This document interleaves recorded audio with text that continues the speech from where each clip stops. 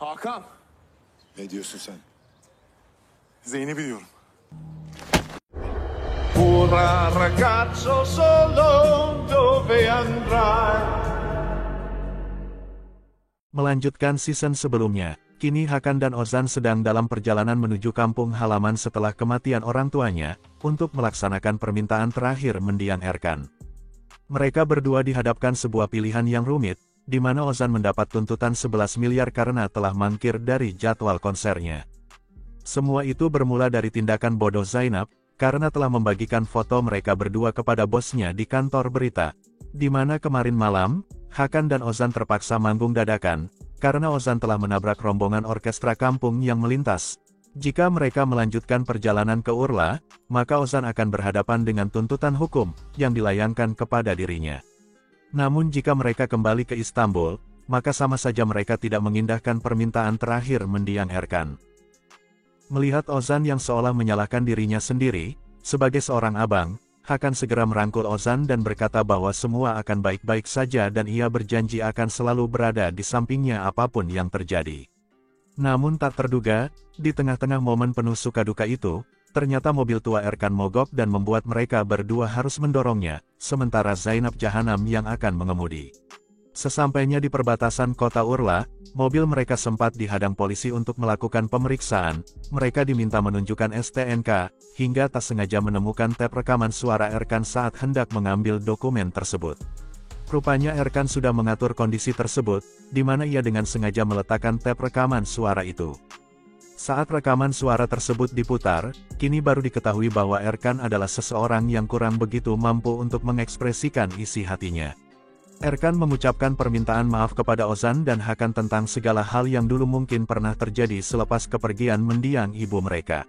Erkan berkata mungkin ia bukanlah ayah yang sempurna, tetapi perlu Hakan dan Ozan tahu bahwa Erkan sangat menyayangi mereka. Kini mereka telah sampai di pedesaan di Urla, sudah saatnya untuk Zainab berpisah dengan Hakan dan Ozan.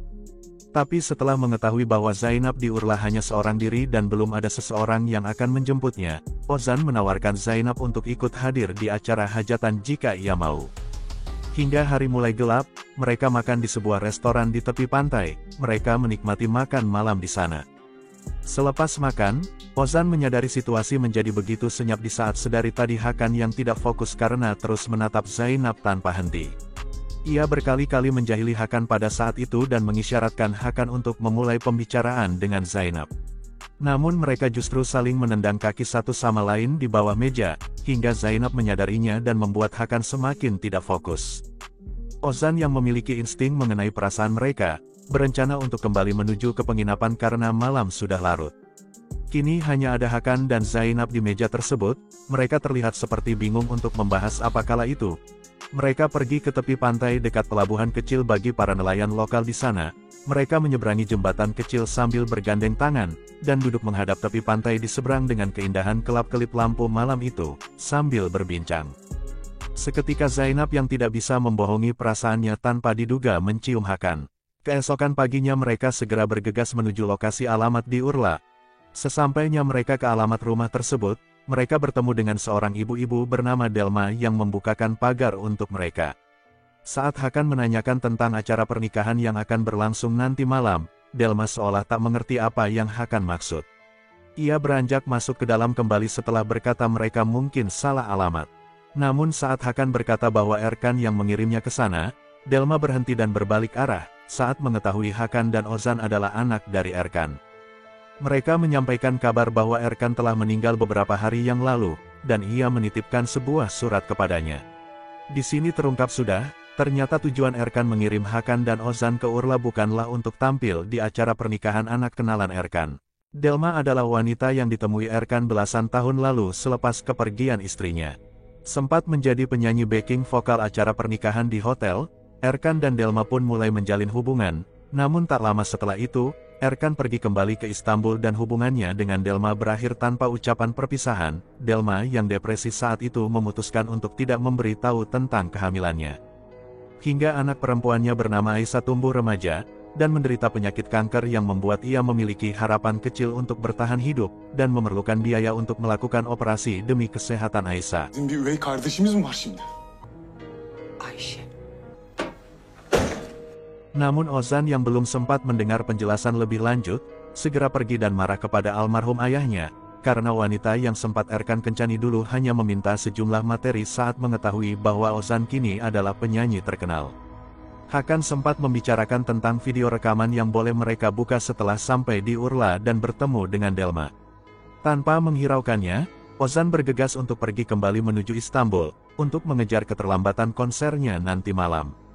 Saat Ozan sudah tak peduli dan segera menaiki taksi, ia mendapatkan sebuah pesan dari manajernya mengenai seseorang yang mengirimkan foto mereka di acara hajatan bersama Babeh Tato tempo hari. Hakan, Ne diyorsun sen? Zeynep'i diyorum. Melihat Ozan yang tidak menanggapi pukulannya dan lantas segera pergi, membuat Hakan menjadi merasa bersalah. Kini Hakan yang kecewa kepada Zainab segera menghampirinya dan menanyakan hal tersebut secara langsung. Zainab yang sudah tidak bisa mengelak lagi, hanya bisa menangis. Kekesalan yang Hakan rasakan membuat ia mempertanyakan sikap Zainab yang kemarin malam menciumnya terlebih dahulu, dan berkata apakah Zainab sudah biasa melakukan hal tersebut kepada para pria. Mendengar ucapan Hakan yang merendahkan, membuat Zainab pergi meninggalkan Hakan sambil menangis terseduh-seduh. Singkat waktu, Ozan sudah sampai di Istanbul melalui perjalanan udara. Malam itu para penonton tidak sabar menunggu konser yang akan segera dimulai. Mereka menyeru-nyerukan namanya menanti kemunculan seorang bintang yang sangat populer itu. Kala itu pikiran Ozan terus terbebani dengan kejadian tadi pagi saat ia meninggalkan Hakan di Urla. Kini kita beralih ke Zainab yang sedang berada di terminal Urla menunggu keberangkatan bus menuju Istanbul. Zainab sangat menyesal, tapi mau bagaimana lagi semua telah terjadi. Ia kembali mengingat, andai saja saat itu ia tidak mengirim foto Ozan ke atasannya di kantor, mungkin ini semua tidak akan terjadi dan hubungannya dengan Hakan tidak akan berakhir seperti ini. Kini Hakan yang masih berada di Urla, menatap langit malam di tepi pantai, namun bukan memikirkan tentang Zainab. Ia sangat menyesal karena telah meninju Ozan. Saat itu Hakan mendapat pesan masuk, yaitu video rekaman terakhir dari Erkan yang dikirim Mehmet, begitu juga dengan Ozan.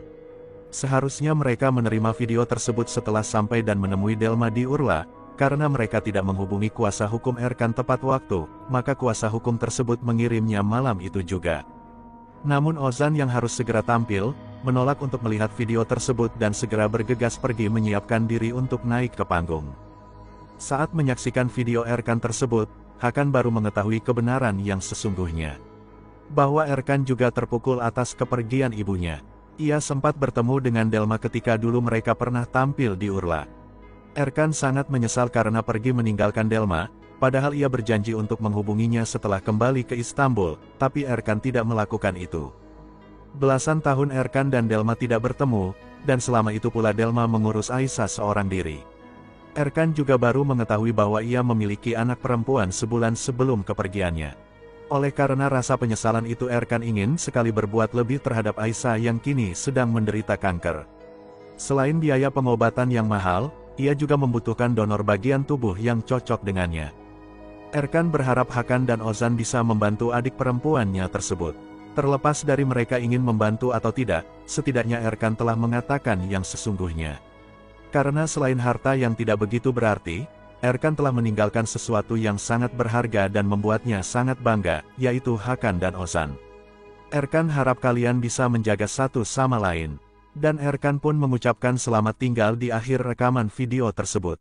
Kembali ke Ozan yang kini masih berada di ruang ganti, dengan wajah yang serius, Ozan pun keluar dan segera melaksanakan konsernya. Hakan yang sebelumnya berencana kembali ke Istanbul, akhirnya berubah pikiran dan kembali ke rumah Delma saat itu juga, namun Delma tidak ada di sana. Zainab yang berada di rest area, mendapat telepon dari atasannya untuk menanyakan sebuah cerita yang sempat Zainab janjikan. Zainab yang kini telah bertobat menolak untuk memberitahu apapun kepada atasannya, dan Zainab berkata bahwa ia tidak jadi menulis cerita tentang Hakan dan Ozan. Mendengar ucapan dari Zainab, atasannya mengirim seorang wartawan, bernama Cemi, untuk melanjutkan pekerjaan Zainab yang tidak diselesaikan. Seketika Zainab kaget mengetahui hal itu, memutuskan untuk kembali ke kediaman Delma di Urla. Pagi pun tiba, kini Delma dan Aisyah kembali pulang dari rumah sakit, Hakan yang menunggu semalaman sampai tertidur di dalam mobil. Kini terlihat jelas kondisi Aisyah yang sangat buruk. Dapat dipastikan kondisi kanker yang dialami Aisyah sudah sangat parah, bahkan Aisyah harus kehilangan rambutnya karena prosedur terapi yang ia lalui. Delma yang mengetahui Hakan masih di sana, segera menghampiri dan membangunkannya.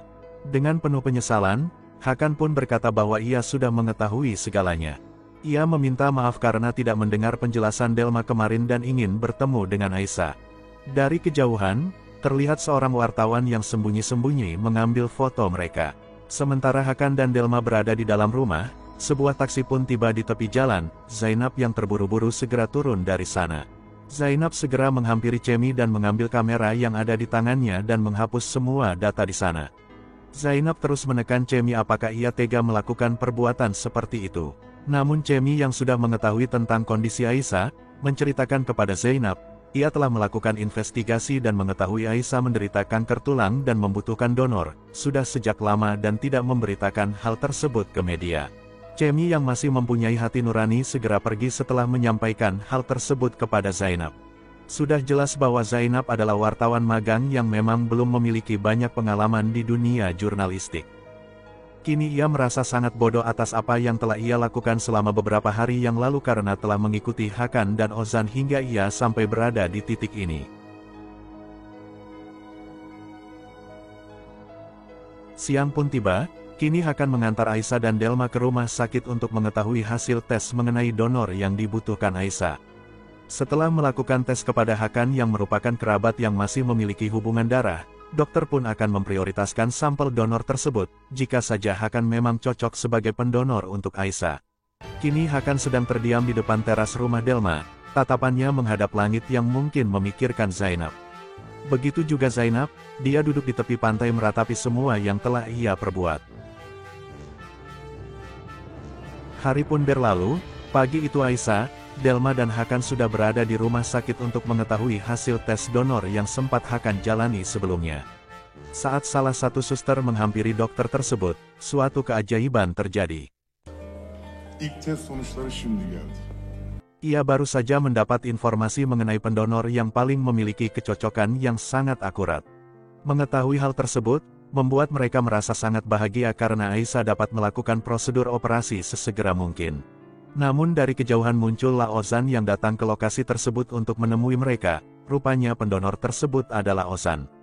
Ozan meminta maaf bahwa ia terlalu egois untuk meninggalkan mereka di sana. Ozan menyadari bahwa yang ia lakukan itu salah. Ia pun berkata bahwa mungkin saja Aisyah adalah harapan terakhir untuk mereka kembali menjadi sebuah keluarga. Momen yang sangat mengharukan tersebut, menyadarkan tentang sesuatu hal, bahwa yang mereka cari selama ini adalah sebuah keluarga yang utuh. Meskipun Erkan dan ibu mereka sudah tiada, mereka masih memiliki kesempatan untuk memulai kembali persaudaraan yang dulu sempat terputus. Dan film pun berakhir.